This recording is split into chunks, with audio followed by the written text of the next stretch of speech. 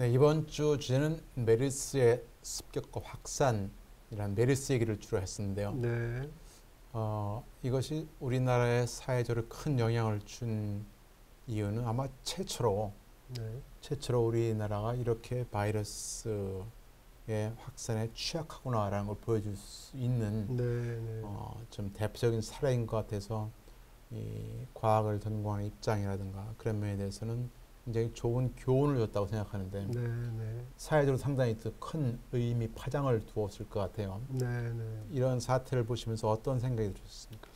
저도 이게 굉장히 충격적이었습니다. 최근에 이제 듣지도 못한 바이러스가 네. 많이 나오는데 또 한국에도 굉장히 메르스는 또 굉장히 피해를 주고. 근데 제가 처음 드는 이제 생각은 이 전문가라는 사람들이 네. 한국의 전문가라는 분들이 이게 물론 이제 이것도 이제 뭐 신종 바이러스인지 어떤지는 모르겠는데 그 국민들하고 이렇게 국민들한테 전문가가 허둥대고 네, 국민들을 네. 오히려 불안해하는 네. 그런 게 있지 않았나 네. 그런 생각이 들었습니다.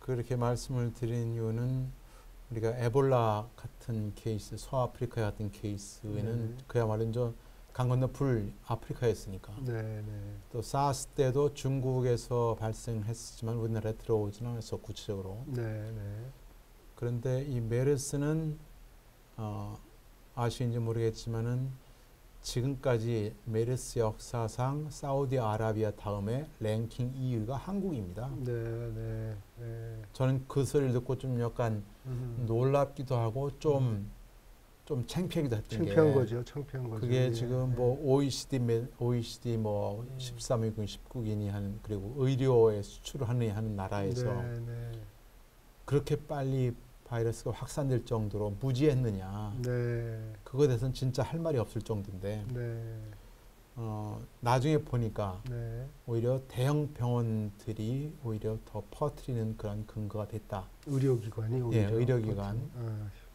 그래서 그게 앞으로 똑같은 일이 생긴다면 네, 과연 이게 잡힐 수 있을까 하는 정도 얘기가 드는데요. 마치 네. 영화처럼 이렇게 네, 그 무시무시한 장면들, 혼란 이런 게 나타날 것 같은 생각이 드는데 네.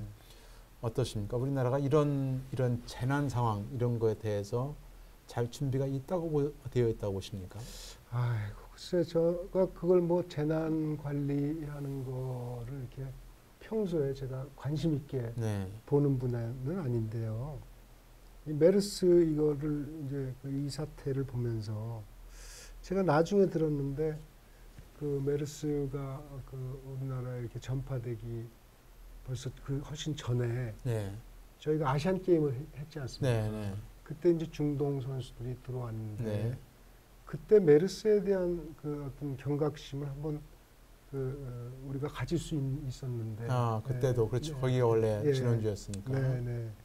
근데 그래서 좀 이렇게 대비를 하는 체계적으로 네. 대비하는 그런 게 있어야 될 것 같은데 지금은 뭐 오히려 대비해야 될 사람들이 유행을 시키는 뭐 그런 또 꼴이 처해됐으니까요. 네, 아까 예. 선생님 말씀대로 참 창피한 얘기죠. 예. 그래요. 근데 지금 우리가 뭐 격리를 하고 뭐를 하고 하는 그러한 어떻게 보면 매뉴얼이라고 부르나요? 네, 네, 그러한 매뉴얼이 거의 없는 게 이제 사실은 가장 큰 문제이기도 한데. 네. 매뉴얼은 있는데 그게 작동을 안 하는 거죠. 네. 그런가요? 네. 예, 매뉴얼이 있는 작동을 안 한다. 네, 네. 매뉴얼은 다 네. 있습니다. 그렇습니까? 질병관리본부 이런 네, 데도 네. 다 이제 있는데 작동을 안 하는데요. 이게 이제 제 생각에는 이 메르스 때도 우리 한국 사회에서 무슨 뭐 낙타를 뭐 어쩌고 고기를 먹지 마라 네, 네, 네. 이런 네. 개인 위생 수칙을 네. 주는데 한국 사회는 이게 공중 위생이라는 그런 네. 개념이 좀 없는 것 같아요. 공중위생개념이. 개인 위생만 자꾸 강조를 하고 예, 개인적으로 그렇죠. 해결하라는. 예. 근데 이제 이런 메르스 사태를 계기로 해서 공중 위생을 좀 대폭 이렇게 강화해야 될 필요가 있는 것 같아요. 네. 그러니까 지역과 또 학교와 이런 그 공장 이런 데서 이런 메르스 같은 이런 사태가 일어나면 네. 어떻게 대응한다는 예. 그런 그 매뉴얼도 각각 만들고 예. 또 그 훈련도 좀 하고 예. 주기적으로 하고 예. 그렇게 해서 너무나 개인한테 이렇게 맡기는 거는 이게 좀 책임 회피하는 게 아닌가. 예. 근데 지금 이렇게 특히 이렇게 메르스 같은 경우에는 개인보다는 저 사회 전체가 어떤 식으로 대응을 해야 되는 얘기인데. 그렇죠. 지역사회. 나만 돼야 된다는 게 아니고 네. 다른 사람도 같이 똑같은 유형을 따라야 되는데 네. 그게 이제 대표적으로 이제 거론되는 나라가 일본 같은 경우는 그런 것이 참 잘 돼 있다. 네. 뭐 평상시 지진을 늘 많이 하기도 그렇습니다. 하지만 예. 그런 거에 비해서 한국은 자 개인은 잘할지 몰라도 이렇게 전체 같이 하는 거는 굉장히 잘 못한다. 네. 그런데 그게 왜 그런 현상이 우리나라의 뭐 국민성 사회 구조와 관련이 있다고 보십니까?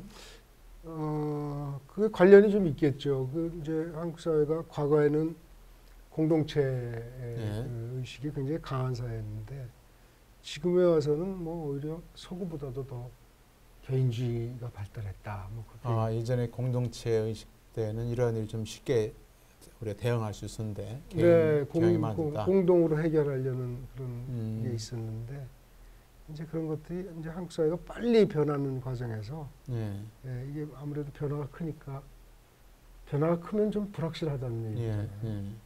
불확실한 상황이면 이제 자기 것 챙기고 그런 거 아니겠습니까? 자기 개인부터 뭐 그런 영향이 좀 있지 않을까. 그게 지금 메르스 대응하고 직접 관련이 되는지 어떤지 모르겠으나 좌우지간 이제 한국 사회가 이게 너무 모든 문제들을 개인이 해결하려는. 그리고 이제 국가가 그걸 또 이렇게 방치하는 방어하는 그런 일이다. 이건 메르스 사태에서도 국가 이 정부가 굉장히 또 우왕좌왕했지 않습니까? 정보를 또 안 주다가 또 중간에 또 줬는데 또 잘못된 정보를 줬다가 그래서 이런 문제들이 뭐 이 메르스 사태가 우리한테 주는 교훈 같아요. 아마 그게 어떻게 보면은 우리가 그렇게 메르스처럼 온 국민한테 큰 타격을 주었던 그런 일이 실제 일어나지 않았었고 그래서 일종의 어떻게 보면 훈련을 했다라고 보는 상황인데 글쎄 똑같은 일이 저는 아주 쉽게 일어난다고 생각을 하는데 특히 바이러스가 똑같은 일이 또 일어날 거다라고 생각하는데 과연 그때도 이제 지금 같은 일이 이제 다시 반복이 되지 않았으면 좋겠는데 이 어떻게 보면 위기 상황에 대처하는 이제 그런 정부의 능력도 있지만 국민 스스로가 협조하는 그런 것도 굉장히 중요한 상황이라고 봐야 될 것 같은데요. 만약 극단적으로 혹시 영화에서처럼 어떤 한 서울시 지역을 다 격리해야 된다. 그래서 서울시를 다 통제를 하고 모든 외곽으로 나갈 다 통제를 하고 뭐 영화에서 보면 그렇지 않습니까? 모든 차량을 다 통제를 하고 한다고 했을 때 그거는 사회적으로 굉장히 큰 상황이죠. 그렇죠. 근데 이제 그 사회과학 쪽에서도 그 재난관리 분야가 굉장히 요새 굉장히 각광을 받는 분야라고 그런 재난들이 뭐 이런 그 질병도 있지만 자연재해도 대형재해가 일어날 가능성이 있기 때문에 그래서 그런 쪽을 이제 연구하시는 분들이 그런 재난들에 대해서 혹시 일어날지도 모르는 재난들에 대해서 정부는 어떻게 하고 또 지역사회는 어떻게 하고 개인은 어떻게 하고 뭐 이런 걸 좀 촘촘하게 이렇게 준비를 해 놓으면 좋겠어요. 그리고 훈련도 하고 사전에. 근데 우리가 이제 구제역 같은 경우를 보게 되면은 이제 구제역은 이제 동물이라 보시면 알겠지만은 감염이 안 됐어도 해당 500m 내에는 모두 살처분을 하거든요. 살처분한다는 얘기는 감염이 안 됐지만은 감염시킬 염려가 있으니까 모조리 다 이제 죽여버리는 그런 현상인데 이 사람들의 경우는 할 수 있는 최선의 방책이 결국은 격리인데 그런 시나리오를 과연 준비해야 될 필요가 있을지 잘 모르겠어요. 무슨 얘기냐면은 아주 극단적으로 에볼라 바이러스 같은 게 다 퍼졌을 때 그리고 사회가 할 수 있는 최대한의 여건이라는 게 사실은 격리 외에는 아무것도 할 수 없지 않습니까? 그 상황이 되면은 정상의 경우는 한 명의 환자에 70명의 의료진이 달라붙는 게 보통 바이러스 같은 경우인데 아, 그래요? 네. 그게 만약에 뭐 100명이 아니고 뭐 10,000명, 100만 명, 1,000만 명이 되면은 사실은 통제할 수가 없는 상황이죠. 네, 네, 네. 즉 그럴 경우에 극단적으로 그런 상황이 온다면, 즉 국가가 어떻게 할 수 없는 상황이 온다면, 그럼 혹시 선생님 어떻게 하실까 생각을 해보신 적 있습니까? 글쎄, 근데 그런 상황이 안 와야 되겠죠. 예. 물론 이제 네, 그건 뭐 상상해 드린 건데. 네, 거의 이제 종말 비슷한 그런 상황인데요.